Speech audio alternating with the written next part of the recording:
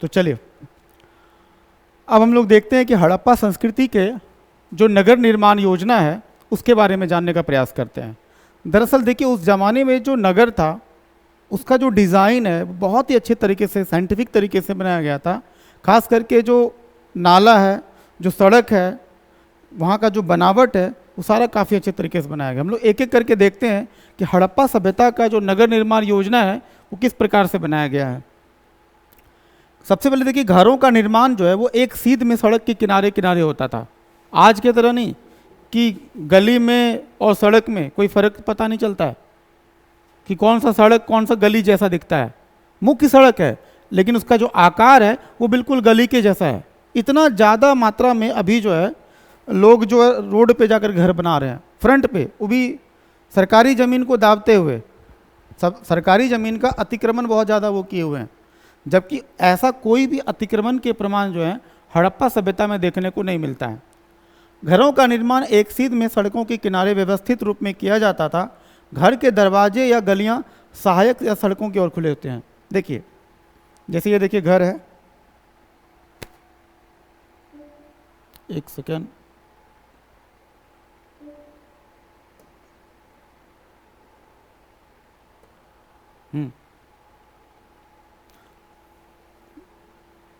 जैसे मान लीजिए ये साइड का है, गली के अंदर का है, और यहाँ पे आपको घर मिल रहा है।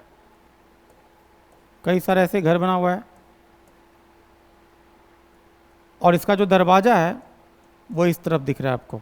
इसी प्रकार से दोनों तरफ से घर बना हुआ है। ये दरवाज़ा है। ये ध्यान रखिएगा, ये मुख्य सड़क नहीं है, ये सहायक सड़क है।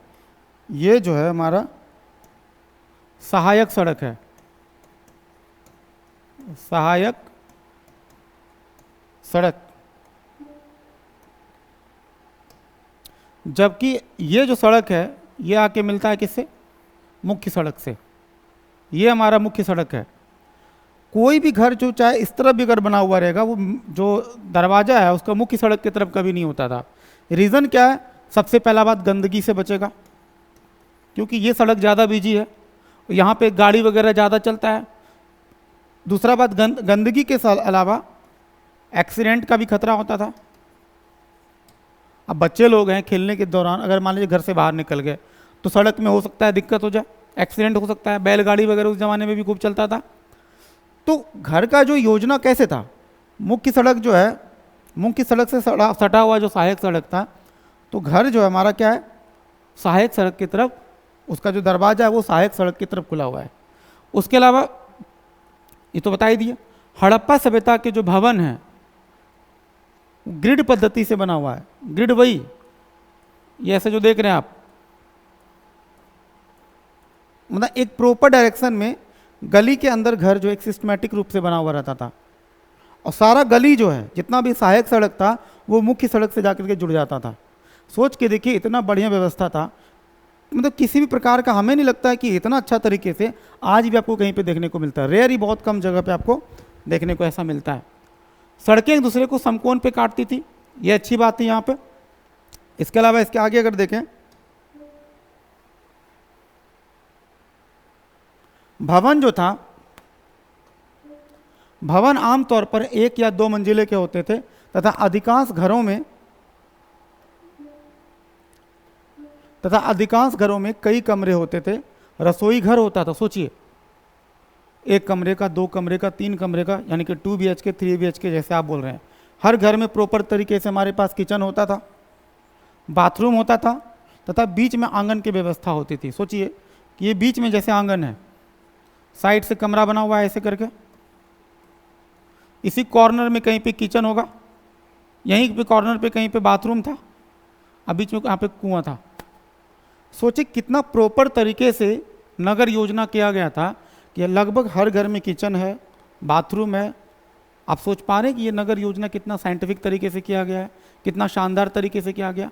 आज भी कई घरों में आदमी के पास प्रॉपर बाथरूम नहीं है। एक फिल्म बनाना पड़ गया गवर्नमेंट को, टॉयलेट एक प्रेम कथा, ताकि लोग खुले में शौच के लिए जो है प्रेरित ना हो। तो लोगों को ओपन डेफिकेशन से बचाने के लिए गवर्नमेंट ने, आज की गवर्नमेंट ने जितना कुछ कर रहे हैं, उस समय ऐसा कुछ भी नहीं था। लोग खुले में शौच भी नहीं करते थे, लोगों के पास प्रॉपर अपना बाथरूम था, टॉयलेट रूम था। सोच के देखिए कितना अच्छा था। जॉन मार्शल ने उस जमाने का जो विशाल स्नानागार था, विशाल स्नानागार को विश्व का सबसे आश्चर्यजनक निर्माण बताया था। यह जल पूजा का एकमात्र साक्ष्य है। उस जमाने में जल की पूजा भी होती थी, और ये जल पूजा का साक्ष्य कहाँ से देखने को मिलता है? विशाल स्नानागार जो है उसमें देखने को मिलता है। हालांकि सामान्य नगर योजना की बात करें तो नगर को आमतौर पे दो भाग में बांटा जाता था, एक था दुर्ग और एक था निचला नगर। दुर्ग वो क्षेत्र था जहाँ पे अमीर लोग रहते थे, जो पैसे वाले लोग थे, जो साधन संपन्न लोग थे, वो कहाँ रहते थे? दुर्ग में रहते थे। वो पश्चिमी हिस्सा था। जैसे अभी इसको आप समझाने का प्रयास करते हैं। जैसे मान लीजिए नगर है, इस नगर का ये हमारा मान लीजिए पूर्वी हिस्सा है, और ये हमारा क्या है? पश्चिमी हिस्सा है। दरअसल देखिए पूर्वी हिस्सा के किनारे क्या होता है? नदी बहती है, और यहाँ पर ये जो क्षेत्र है ये बाढ़ प्रभावित क्षेत्र है। बाढ़ प्रभावित क्षेत्र है। अगर देखा जाए तो सुरक्षा की दृष्टि से ये क्षेत्र उतना अच्छा नहीं माना जाएगा।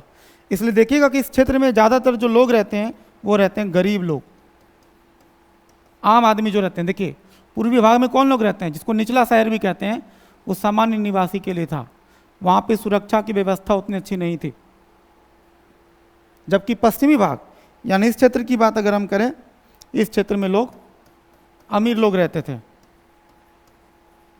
यहाँ पे साइड से बाउंड्री बना हुआ था, सुरक्षा के लिए पुख्ता इंतजाम था। इस चीज़ से क्या पता चलता है कि अमीर और गरीब के बीच जो भेदभाव है वो उस जमाने में भी देखने को मिलता है। आपको एक चीज़ पता होगा, आप कोई भी गांव चले जाइए, खास करके वैसा गांव जो सवर्ण गांव है, आप नोटिस कीजिएगा ये चीज़ कि अभी भी गांव में जो गांव का जो किनारे वाला हिस्सा है, गांव का जो किनारे वाला हिस्सा आप देख रहे हैं, वहाँ पे कौन लोग रहते हैं? जो दलित समुदाय के लोग हैं वो ज़्यादातर गांव के किनारे वाले पार्ट में रहते हैं, जो गांव से बाहर आउटर एरिया कहलाता है। जबकि जो साधन संपन्न लोग हैं, जो सवर्ण लोग हैं, जो ऊंची जाति वाले लोग हैं, वो आमतौर पे आपको यहाँ बीच वाले पोर्शन में दिखेंगे आपको, क्योंकि यहाँ पे सुरक्षा की स्थिति ज़्यादा अच्छा होता है। और ये चीज़ आज से नहीं, बहुत पहले से चलते आ रहा है। समाज बाद में ये जाति प्रथा के रूप में बटा, लेकिन एक समय जब जाति प्रथा नहीं थी, भेदभाव तब भी था। जो साधन संपन्न लोग थे वो जो जहाँ पे सुरक्षा के अच्छे इंतजाम थे वहाँ रहते थे, जबकि जो क्षेत्र सुरक्षा के लिए अच्छे नहीं माने जाते थे, अब जो बाढ़ प्रभावित क्षेत्र था वहाँ पे गरीब लोग रहते थे। तो ये समस्या बहुत पहले भी था। इसीलिए ये चीज़ एग्जाम में आपसे पूछा जाएगा कि जो शहर है उसको किस रूप में बांटा गया है?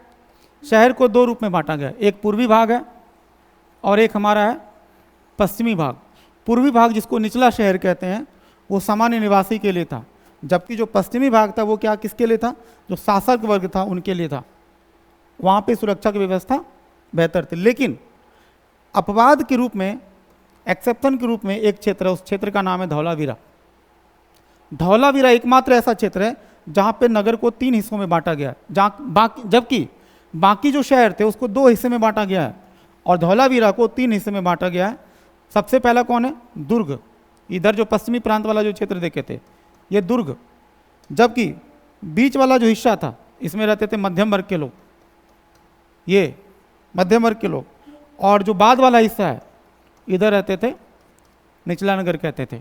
ये 3 हिस्सों में बंटने वाला एकमात्र शहर है, कौन सा है? धौलावीरा है। ठीक है, अब हम आगे बढ़ते हैं इसमें। कुछ रोचक तथ्यों की बात अगर हम करें, देखिए रोचक तथ्य के रूप में क्या है? हड़प्पा संस्कृति के नगरों में पकी ईंटों का इस्तेमाल सबसे महत्वपूर्ण बात है।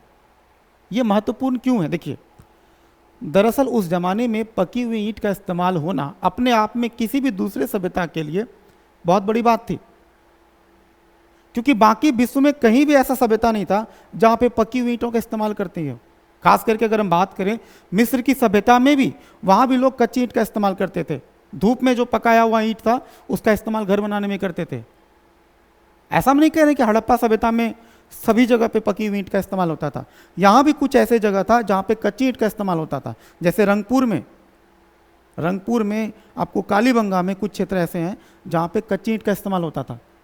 जैसे देखिए मिस्र के समकालीन भवनों में भी वहाँ पे धूप में पकाई हुई ईंटों का इस्तेमाल होता था, जबकि हड़प्पा में देखिए ज़्यादातर क्षेत्र तो है, हम कह सकते हैं कि यहाँ पे पकी हुई ईंट का इस्तेमाल होता था, जबकि कालीबंगा और रंगपुर ये दो ऐसे क्षेत्र था जहाँ पर पकी हुई ईंट के साथ साथ कच्ची ईंट का भी इस्तेमाल होता था। ऐसा नहीं कि सिर्फ कच्ची ईंट का इस्तेमाल होता था, यहाँ पे पका हुआ ईंट भी इस्तेमाल होता था और कच्ची ईंट का भी इस्तेमाल होता था। अगर हम बात करें हड़प्पा की जो जल निकास प्रणाली है ये सबसे बेहतरीन है, क्योंकि यहाँ का जो नाला था, इस नाले में बीच बीच में मैनहोल बना हुआ था, ये गड्ढा बना दिया गया था ताकि जो भी गंदगी है वो इसी गड्ढे में आकर के फंसेगा और फिर जो पानी होगा ये एक लेयर से दूसरे लेयर होते हुए बहेगा और फिर जाकर के मुख्य नदी में बिना नदी को गंदा किए ये नाला प्रवाहित कर दिया जाता था। सोचिए उस जमाने का जो ड्रेनेज सिस्टम है वो कितना ज़बरदस्त हुआ करता होगा। तो कहा जाता है कि हड़प्पा की जो जल निकासी प्रणाली है वो अतुलनीय है। अतुलनीय का मतलब क्या है? इसका तुलना आप किसी भी क्षेत्र से कर ही नहीं सकते हो। शायद कांस्य युगीन दूसरी किसी भी सभ्यता में स्वास्थ्य और सफाई को लेकर के इतना ज़्यादा फोकस शायद ही कोई किया होगा, यानी कि सैनिटेशन को लेकर के, साफ सफाई को लेकर के इतना ज़्यादा अवेयरनेस जो है आपको कहीं देखने को नहीं मिलेगा। ठीक है, ये सबसे खास बात है हड़प्पा का। उसके बाद की बात अगर करें, अगर हम देखते हैं, बात करते अगर हम मोहनजोदड़ो की, तो मोहनजोदड़ो की खास बात क्या देखिए, आपको पहले बता चुके हैं कि मोहनजोदड़ो में वहाँ पे विशाल स्नानागार था, जिसको आप लोग अपनी भाषा में कह सकते हैं कि स्विमिंग पूल के जैसा स्ट्रक्चर बना हुआ था। ये स्विमिंग पूल देखिए कैसा था, मान के चलिए बीच वाला पोर्शन है, गड्ढा वाला पार्ट है, इसके साइड में देखिए ऐसे करके ये सीढ़ी बना हुआ है, ये सीढ़ी बना हुआ है, ये नीचे उतरने के लिए, और इसी जगह पास में एक बड़ा सा कुआं भी है। इसी कुएं से माना जाता है कि इसी कुएं से आदमी पानी भर के जो है इसमें पानी डाला जाता है, इसी कुएं से। अंदाज़ा लगाइए कितना मेहनत लगता होगा लोगों को कुएं से पानी निकालने में, और वो सारा पानी जो है इसमें भरा जाता था और यहाँ पे लोग आते थे नहाने के लिए। क्यों नहाते थे? नहाने का पर्पस क्या है? गर्मी ज़्यादा हो गई इसलिए नहीं, धार्मिक अनुष्ठान के लिए ये लोग नहाते थे, धार्मिक अनुष्ठान के लिए। और यहीं से जल पूजा का भी साक्ष्य मिला है, जल पूजा। ठीक है, अब ये जो विशाल स्नानागार, इसका लंबाई देखिए कितना ज़्यादा है, 11.88 मीटर इसकी लंबाई है, चौड़ाई इसका 7.101 मीटर है, जबकि गहराई इसका 2.43 मीटर है। इसका जो फर्श है, जो बीच वाला जो पोर्शन आप देख रहे हैं, इसके फर्श पकी हुई ईंटों का बना हुआ था एवं इसके मध्य में स्नान कुंड बनाया गया था। सोचिए नहाने में कोई प्रॉब्लम ना हो, इसलिए इसमें पकी हुई ईंट का इस्तेमाल होता था। इसका उपयोग धार्मिक अनुष्ठान की, जस्ट अभी आपको बताया, किया जाता था। अच्छा, यहाँ पर एक चीज़ और आपको दिखने को मिलेगा, विशाल स्नानागार के अलावा यहाँ पे आपको ये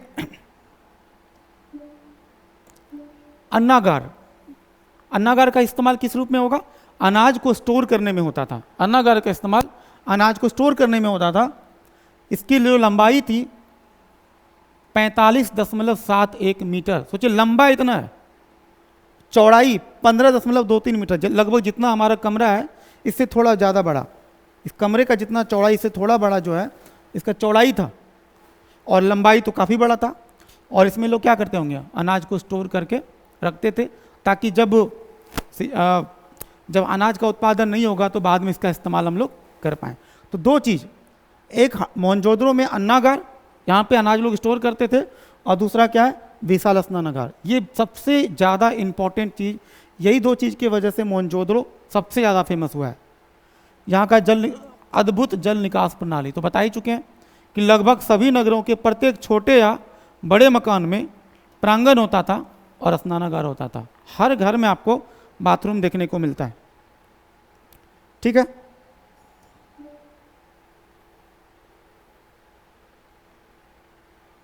हड़प्पा स्मारक की विशेषता की बात अगर हम करें तो हड़प्पा स्मारक से पता चलता है कि वहाँ के शासक जो है वो मजदूर जुटाने में और टैक्स कलेक्ट करने में काफ़ी अच्छे होंगे। ये कैसे पता चलता है? क्योंकि यहाँ पे जो ईंटों की जो बड़ी बड़ी इमारत हैं, जैसे भी स्नानागार देखे, अन्नागार देखे, देखिए इतना बड़ा स्ट्रक्चर अगर पब्लिक बिल्डिंग बन रहा है तो निश्चित रूप से वहाँ पे कोई ना कोई शासक रहा होगा। अच्छा, ये शासक अपने घर से तो बनवाएगा नहीं, उस ज़माने में जो टैक्स वगैरह जो कलेक्ट करता होगा उसी पैसे का इस्तेमाल करके ये बड़े बड़े बिल्डिंग बनाए होंगे आम लोगों के लिए। अच्छा, अकेले तो कोई नहीं बना पाएगा, तो इसका मतलब है कि राजा उस ज़माने में मजदूर वगैरह को जुटाया होगा और वही मजदूर बनाया होगा। यानी कि राजा उस ज़माने में टैक्स जुटाने में और ये मजदूर टैक्स भी जुटाने में और मजदूर जुटाने में भी काफ़ी कुशल रहा होगा। सामान्य लोगों को यह भी लगता होगा कि उनके शासक कितना प्रतापी और प्रतिष्ठावान है। ये देखिए, कोई राजा कितना प्रतिष्ठावान है, कोई शासक कितना ज़्यादा बेहतर है, ये पता चलता है वहाँ उस ज़माने में बिल्डिंग कितना ज़्यादा बनाया गया है, कितने ऊंचे ऊंचे बिल्डिंग बनाए गए। ठीक है, अब अगर हम बात करते हैं कालीबंगा की जो जल निकासी व्यवस्था है वो सबसे अलग है, यूनिक है। वो क्यों यूनिक है भी आपको बताते हैं। देखिए, कालीबंगा के अनेक घरों में अपने अपने कुएं थे, ये तो सबको पता है भाई।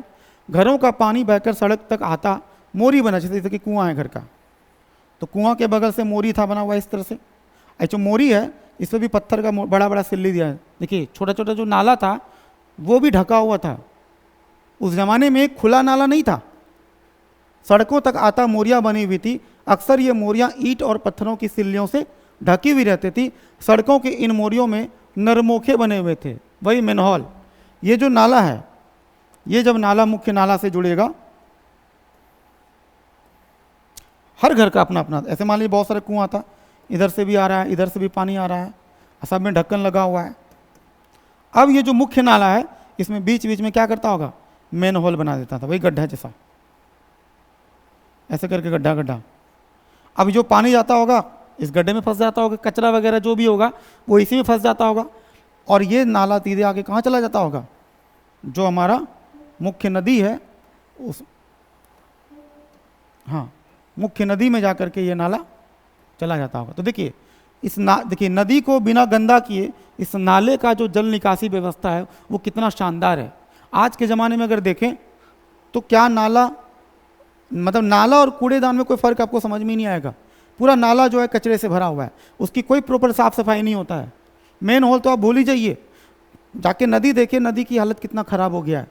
हम लोग गंगा नदी के सफाई की बात करते हैं, हर साल इतना इतना बजट आता है कि गंगा को साफ़ करना है, और सारा बजट का जो पैसा है वो सब खत्म हो जाता है। आज तक हम लोग गंगा को साफ़ नहीं कर पाए, और जब नदी ही साफ़ नहीं होगा तो समंदर क्या साफ़ होगा। ठीक है, तो ये सब चीज़ सीखने का ज़रूरत है हड़प्पा सभ्यता से। अब देखिए कि जो इमारत है उस इमारत में जो इस्तेमाल की गई जो सामग्री थी वो कैसे था। ठीक है, बात करना था, अच्छा 1 मिनट बैठ सकते हैं। तो देखिए इमारतों में जो इस्तेमाल की गई जो सामग्री थी उसमें देखिए क्या है। सबसे पहले देखिए, मकान आमतौर पे कच्ची ईंटों और भट्ठे में पकाई गई ईंटों का बनता था। लकड़ी और सरकंडे का इस्तेमाल बहुत ज़्यादा होता था। देखिए, कच्ची ईंट का इस्तेमाल तो होता ही था, रंगपुर में भी हम लोग बताए थे, रंगपुर में भी था आपको, रंगपुर के अलावा आपको कालीबंगा में भी देखने को मिल रहा है। अब ये जो मकान है, कहीं कहीं पे कच्चा ईंट भी मिलेगा, कहीं पे पका हुआ ईंट भी मिलेगा। हो सकता है कि कच्चा ईंट का इस्तेमाल वो लोग करते होंगे जिनकी आर्थिक स्थिति उतनी अच्छी नहीं रही होगी, और जिनकी स्थिति अच्छी हो गई वो पक्की हुई ईंट का इस्तेमाल करेगा। चट्टानी इलाकों में ईंटों की जगह पे तरासा हुआ पत्थर का इस्तेमाल किया जाता था। देखिए, ईंट का आकार भी कई बार एग्जाम में पूछ लिया जाता है। ईंट का आकार है, ये है 7.5 सेंटीमीटर, इसका ये होगा 7.5 सेंटीमीटर इसका मोटाई। चौड़ाई इसका कितना था, 15, और जबकि जो लंबाई है वो कितना है, 30, यानी कि 7.5 गुना 15 गुना 30, ये डायमेंशन याद रखिएगा। अच्छा, जो परकोटा था, घर का जो बाउंड्री है, घर का जो बाउंड्री का जो दीवार है वो बनाया जाता था 10 गुना 20 गुना 40। अक्सर एग्जाम में इसका डायमेंशन पूछ लिया जाता है कि हड़प्पा सभ्यता में जो घर बनाए जाते थे उनके ईंट का आकार क्या था, जो घर में बनाए जाते थे। मतलब घरों में जो इस्तेमाल होने वाला ईंट था। और परकोटे की दीवार की बात करें तो उनके ईंट का आकार है वो 10 गुना 20 गुना 40 है। दरवाजे और खिड़कियां लकड़ी और चटाई की बनाई जाती थी। ये चटाई का इस्तेमाल क्या होता था, ये जो खिड़की था, खिड़की को ढकने में इस्तेमाल किया जाता था। अच्छा, छतें संभवतः लकड़ी की बनाई जाती थी, यानी कि जो लकड़ी है, देखिए ये मोटा मोटा लकड़ी ऐसे बिछाया जाता था और उसके ऊपर सरकंडा बिछाते हैं। सरकंडा क्या होता है?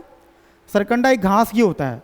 जैसे आप गन्ना देखे होंगे तो गन्ने में जो गन्ने का साइज का जो पतला वाला जो देखिए गन्ना में भी जो पतला वाला गन्ना देखे हैं जो एकदम पतला होता है, सरकंडा लगभग वैसा ही दिखता है।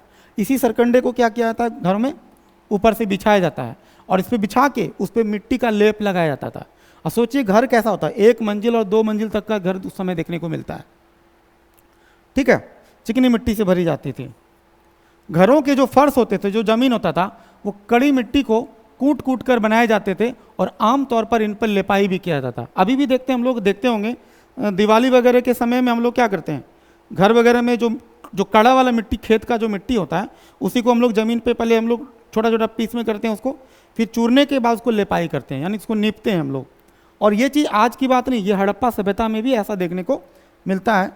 अच्छा, नहाने की जो जगह थी और जो यहाँ जहाँ जहाँ नाली था वहाँ पे पक्की ईंट का इस्तेमाल होता था, क्योंकि जो लोग नहाएंगे, अब कच्चा ईंट होगा तो वो तो फिर कीचड़ हो जाएगा, इसलिए वहाँ पे पकी हुई ईंटों का इस्तेमाल होता था। इमारत और भवन की प्रकार की बात अगर हम करें,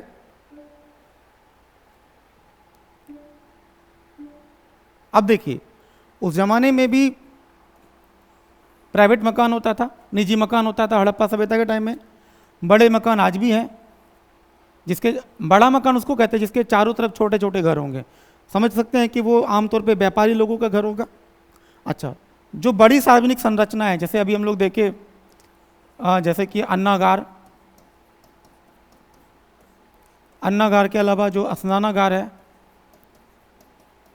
ये सब देखने को मिलता है। लगभग सभी बड़े घरों में बीच में आंगन होता था और आंगन के बीच में क्या होता था, कुआं होता था। आज भी आप गांव वगैरह जाइएगा तो आपको बीच में जैसे ये आंगन है, चारों तरफ आपको कमरे देखने को मिलेगा, बीच में या फिर कहीं भी कॉर्नर पे कुआं आपको देखने को मिलेगा। अच्छा, मकानों के दरवाजे और खिड़कियां मुख्य सड़क की बजाय किधर खुलती थी, गली की तरफ। ये तो हम बता चुके हैं। कुछ घर में 1 कमरे होते थे, निश्चित रूप से वो गरीब आदमी का होगा, जबकि कुछ ऐसे होते थे जिनमें 12-12 कमरे का एक घर होता था और उसके पास विशाल आंगन भी होता था। अच्छा, प्रत्येक घर में स्नानागार तो जरूर होता था। बाथरूम तो खैर सबके पास कंपलसरी है, और कुछ घरों में तो पहली मंजिल पर भी स्नानागार देखने को मिलता। सोचिए, पहली मंजिल पर बाथरूम देखने को मिल रहा है। ये है हमारा हड़प्पा सभ्यता। जबकि हड़प्पा सभ्यता के बाद हजारों साल तक लोगों के पास पक्की हुई ईंट का मकान नहीं मिलता था, लोग झोपड़ी में रहते थे। जबकि हड़प्पा सभ्यता में पक्की हुई ईंट का मकान भी मिल रहा है। मकान 1 मंजिला है, मकान 2 मंजिला है, 2 मंजिला पे आपको बाथरूम देखने को मिल रहा है। अब इससे ज़्यादा आप क्या समझ सकते हैं?